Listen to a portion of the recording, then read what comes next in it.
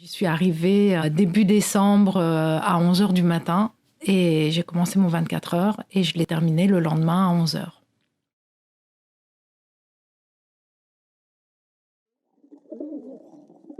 En fait, Alexandru, il fait partie de ce quartier depuis 5 ans. Et pendant ces 24 heures, il y a eu plein de gens qui sont passés et qui lui disaient bonjour Alexandru, comment ça va? Alors, ton dos, ça va mieux? Tu sens qu'il a sa place dans ce quartier et que les gens le connaissent et l'apprécient. Pour lui, c'est important. Et pour moi, ça a été important de savoir qu'il avait cette vie sociale. Le matin, il va se raser dans un café. Il peut aller boire de temps en temps un café dans le café du coin. Il a le Wi-Fi grâce à un autre café. Il s'est vraiment construit tout un petit univers avec des gens qui sont autour de lui.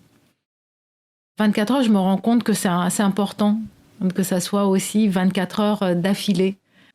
Ça permet de vraiment bien se rencontrer et vraiment apprendre qui on est mutuellement en fait. D'être là au coucher, d'être là au réveil, d'être là au déjeuner. À un moment donné, on était parti faire quelques courses et je me suis entendue lui dire bon on rentre à la maison. En fait, ces 24 heures passées avec Alexandru, ça a été assez fort parce que là, tu te rends compte vraiment ce que ça veut dire vivre dehors. Ça a été dur, surtout la nuit. La nuit, quand on était dans la tente à 3 heures du matin, j'arrivais pas à dormir et il faisait bien froid. Mais finalement, c'était un froid intérieur. Et surtout de me dire que moi, demain, je retourne dans mon lit. Et de me dire que lui, ça fait 5 ans qu'il vit dans cette tente. Depuis 5 ans, jour après jour, nuit après nuit. Ça m'a... Ouais, ça m'a fait vachement mal, en fait. Il est entouré, mais il est seul. Il est chez lui, mais il est dans la rue. Et en fait, il le sait.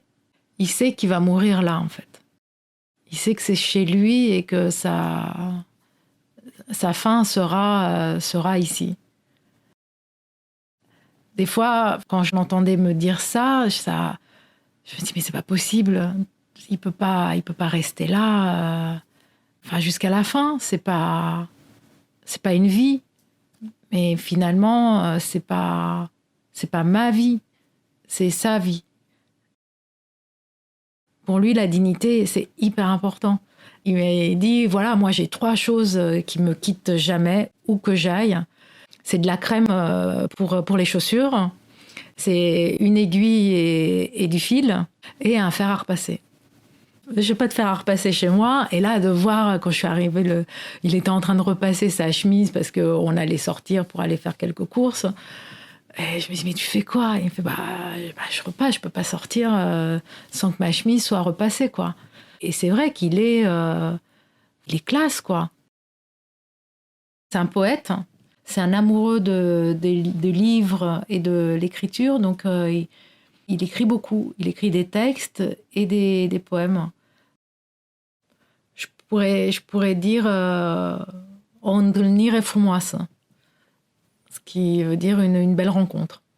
Et je peux rajouter aussi mulțumesc Alexandru. Ça veut dire merci Alexandru. Limpezirea prin lacrimă. Și bărbații plâng câteodată, fie plini de mândria bogată sau simplu.